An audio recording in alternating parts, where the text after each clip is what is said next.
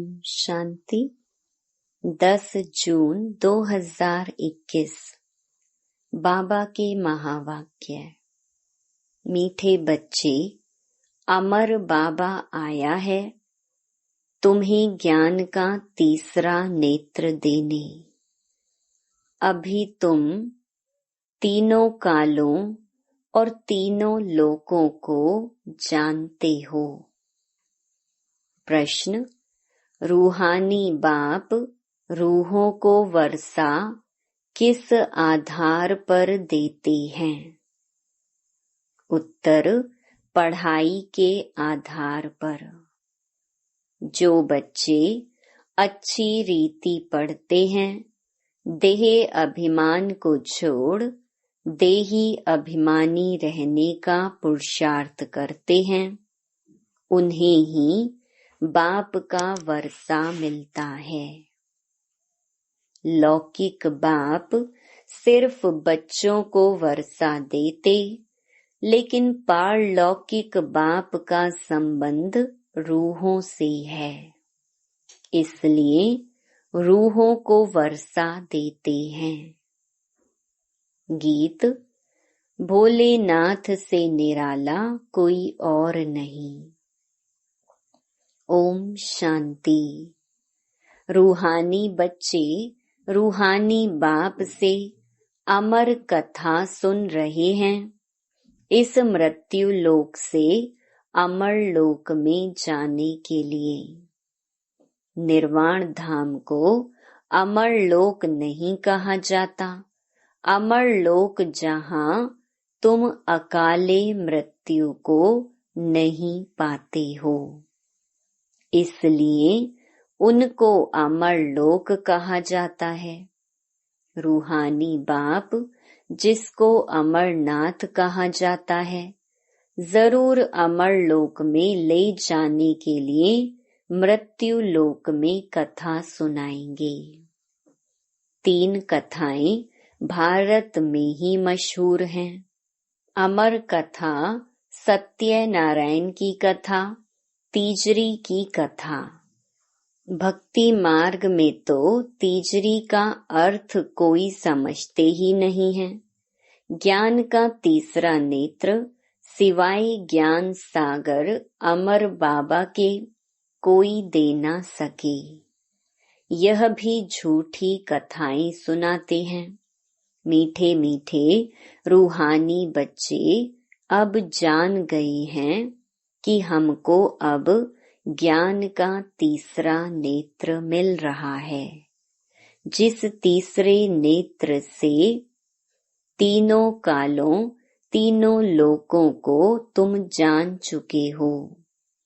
मूल वतन, सूक्ष्म वतन, स्थूल वतन के आदि मध्य अंत को भी जान चुके हो। इसीलिए बच्चे अपने को त्रिकालदर्शी भी समझते हैं। तुम मीठे मीठे बच्चों बिगर सृष्टि में कोई त्रिकालदर्शी नहीं होता। तीनों कालों अर्थात सृष्टि के आदि मध्य अंत को नहीं जानते। मूल वतन, सूक्ष्म वतन, स्थूल वतन को बहुत जानते हैं, परंतु तीनों कालों के आदि मध्य अंत को कोई नहीं जानते। अब मीठे मीठे रूहानी बच्चे रूहानी बाप से सुन रहे हैं। हम उनके बच्चे बने हैं। एक ही बार तुम रूहानी बच्चों को रूहानी बाप मिला है। रूहों को पढ़ाते हैं और सब देह अभिमानी होने के कारण कहते हैं, मैं यह पढ़ता हूँ, मैं यह करता हूँ। देह अभिमान आ जाता है। अभी इस संगम पर रूहानी बाप आकर रूहानी बच्चों को कहते हैं, तुम अच्छी रीति पढ़ो। बाप से हर एक बच्चा वर्षा लेने का हकदार है, क्योंकि सब रूहानी बच्चे हो ना। लौकिक संबंध में सिर्फ बच्चा वर्षे का हकदार बनता है। इस पारलौकिक संबंध में सभी बच्चों रूहों को वर्षा मिलता है। अमरनाथ की भी कथा सुनाते हैं। कहते हैं पार्वती को पहाड़ी पर कंदराओं में जाकर कथा सुनाई। यह तो रॉन्ग है ना। अब तुम बच्चे जानते हो झूठ क्या है, सच क्या है। सच तो जरूर सच्चा बाबा ही सुनाएंगे। बाप एक ही बार सच सुनाए सच खंड का मालिक बनाते हैं। तुम जानते हो इस झूठ खंड को आग लगनी है। यह जो कुछ देखने में आता है यह नहीं रहेगा। समय बाकी थोड़ा है। यह शिव बाबा का ज्ञान यज्ञ है। जैसे लौकिक संबंध में भी बाप यज्ञ रचते हैं। कोई रुद्र यज्ञ रचते हैं, कोई गीता यज्ञ, कोई रामायण यज्ञ रचते हैं। यह है शिव बाबा व रुद्र ज्ञान यज्ञ। यह अंतिम यज्ञ है। तुम जानते हो हम अमरपुरी में अब जा रहे हैं। बाकी थोड़े मिनट का अब रास्ता है। कोई भी मनुष्य को यह पता नहीं है।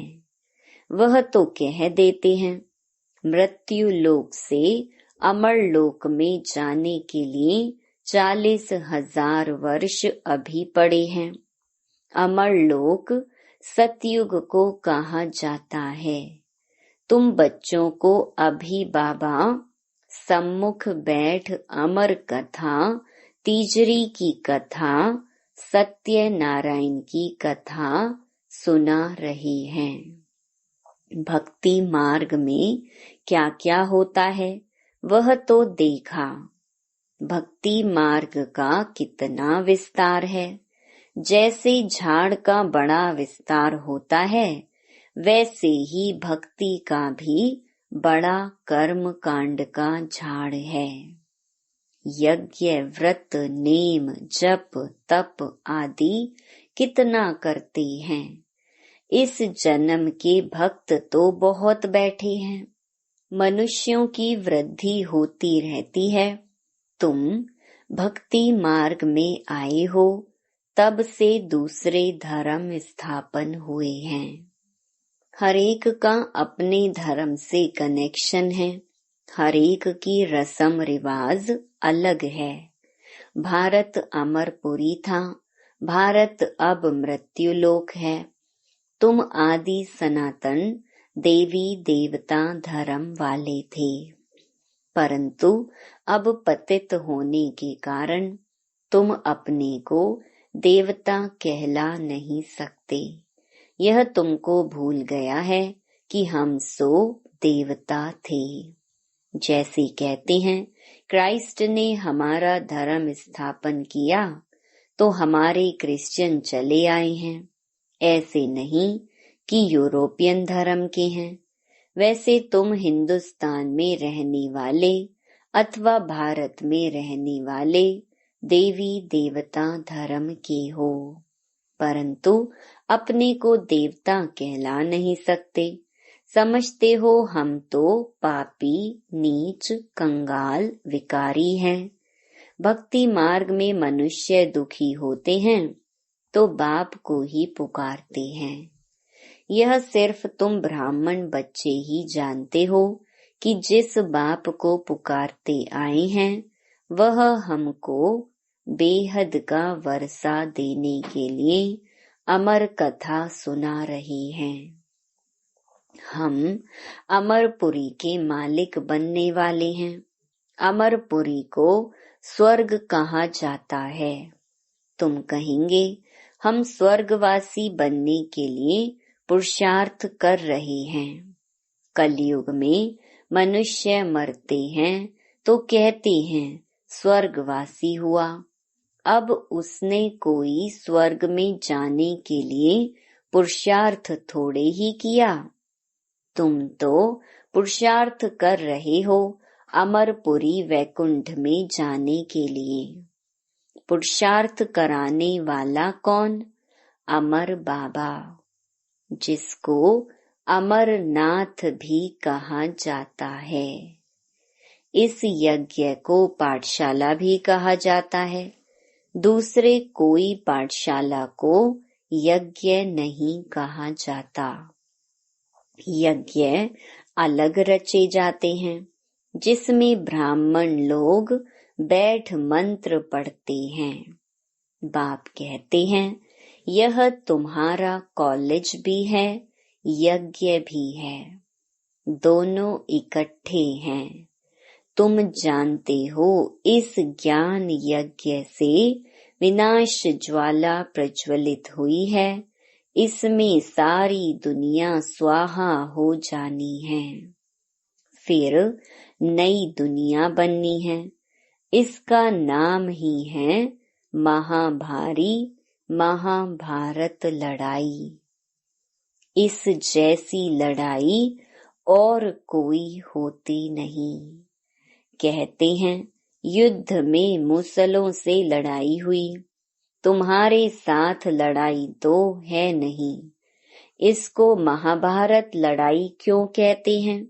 भारत में तो एक ही धर्म होता है ना, मौत तो बाहर है। यहाँ लड़ाई की तो बात नहीं है। बाप समझाते हैं, तुम्हारे लिए नई दुनिया चाहिए तो जरूर पुरानी दुनिया का विनाश होगा। तुम बच्चों की बुद्धि में विराट रूप का भी सारा ज्ञान है। यह भी समझते हो जो कल्प पहले आए थे वही आएंगे देवता बनने के लिए। बुद्धि का काम है। हम जितने ब्राह्मण बने हैं अब फिर देवता बनेंगे। प्रजापिता ब्रह्मा भी गाया हुआ है। परमपिता परमात्मा ब्रह्मा द्वारा मनुष्य सृष्टि रचते हैं, इसीलिए ब्रह्मा को प्रजापिता कहते हैं। परंतु कैसे कब रचते हैं यह कोई नहीं जानते। क्या शुरू में मनुष्य नहीं है जिनको रचते हैं?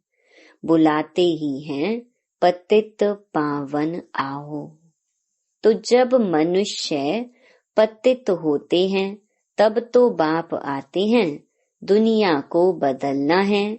तुमको बाप नई दुनिया का लायक बनाते हैं।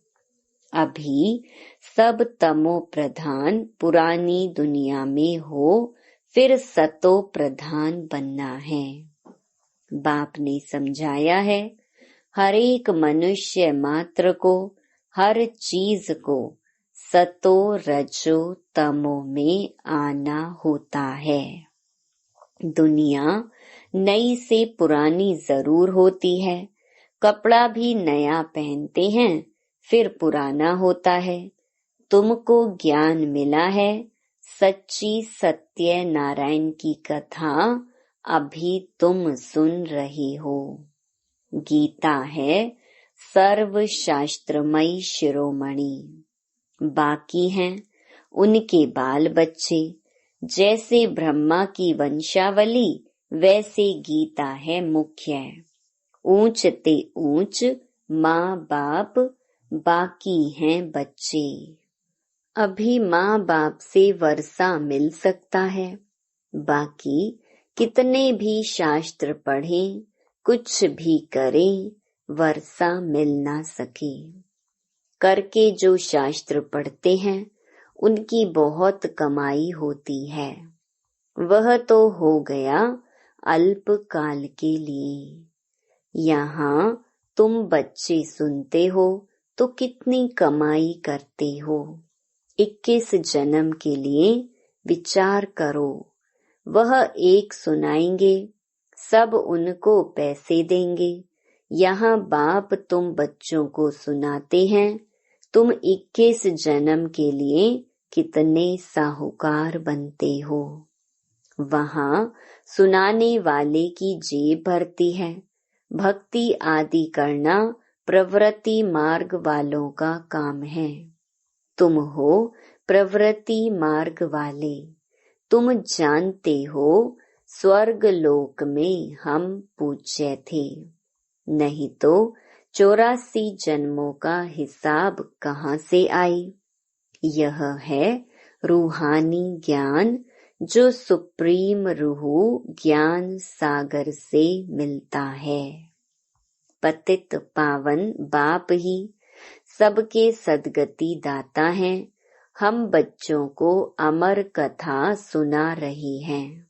जन्म जन्मांतर झूठी कथा सुनते आए हो। अब सच्ची कथा सुनकर तुम 16 कला संपूर्ण बनते हो। चंद्रमा को 16 कला संपूर्ण कहा जाता है, सूर्य के लिए नहीं कहते हैं।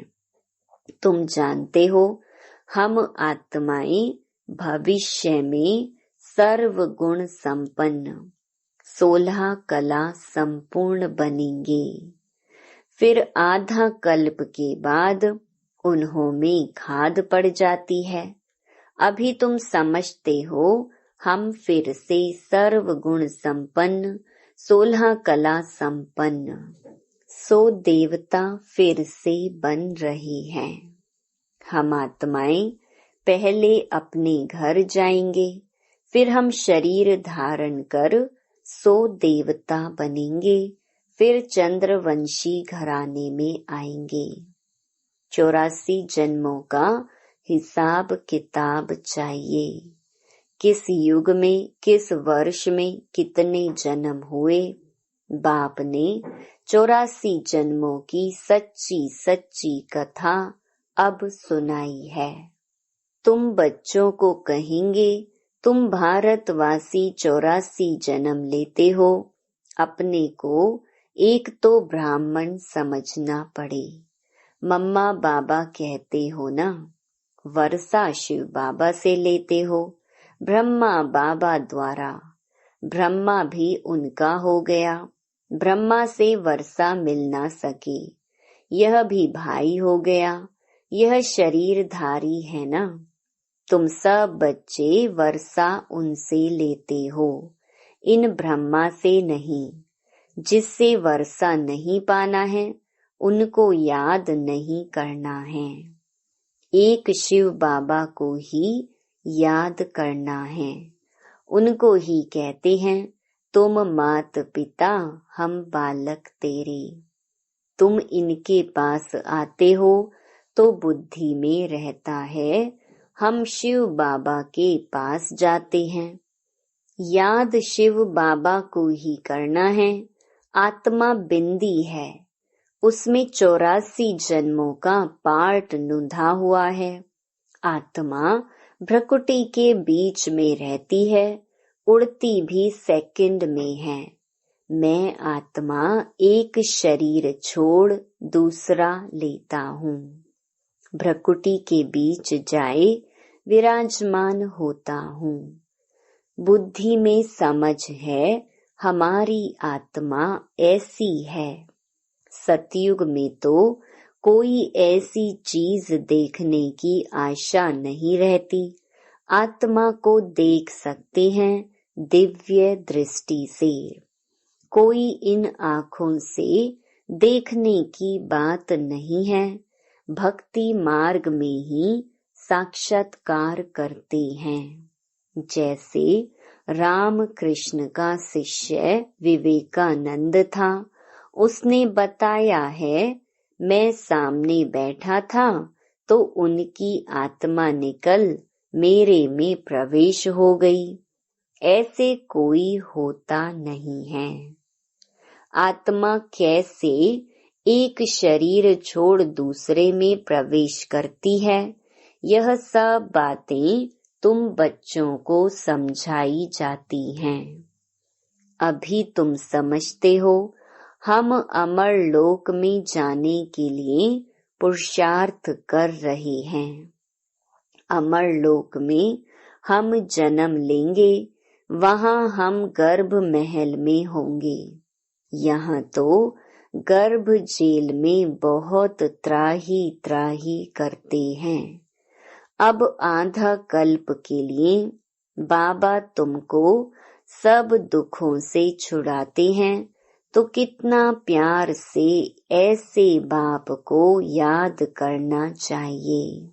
अच्छा, मीठे मीठे सिकिलधे बच्चों प्रति माता पिता बाप दादा का याद प्यार और गुड मॉर्निंग। रूहानी बाप की रूहानी बच्चों को नमस्ते। धारणा के लिए मुख्य सार। पहला, स्वयं को रूह समझ रूहानी बाप से पढ़कर पूरा वर्षा लेना है। सचखंड का मालिक बनने के लिए सच्ची कथा सुननी और सुनानी है। दूसरा, जिस बाप से बेहद का वर्षा मिलता है उसे ही याद करना है, किसी देहधारी को नहीं। इस पुरानी दुनिया को आग लगनी है, इसलिए इसे देखते भी नहीं देखना है। वरदान, मन मनाभव की विधि द्वारा मन रस की स्थिति का अनुभव करने और कराने वाले सर्व बंधन मुक्त भव। जो बच्चे लोहे की जंजीरें और महीन धागों के बंधन को तोड़ बंधन मुक्त स्थिति में रहते हैं, वे कलयुगी स्थूल वस्तुओं की रसना व मन के लगाव से मुक्त हो जाते हैं। उन्हें देह अभिमान व देह के पुरानी दुनिया की कोई भी वस्तु जरा भी आकर्षित नहीं करती। जब कोई भी इंद्रियों के रस अर्थात विनाशी रस के तरफ आकर्षण न हो, तब अलौकिक अतीन्द्रिय सुख व मन रस स्थिति का अनुभव होता है। इसके लिए निरंतर मन मनाभव की स्थिति चाहिए। स्लोगन, सच्ची सेवा वह है जिसमें सर्व की दुआओं के साथ खुशी की अनुभूति हो। Om Shanti. To watch Peace of Mind channel videos on YouTube, subscribe us on youtube.com/TV Peace of Mind. Just a click for a peaceful life.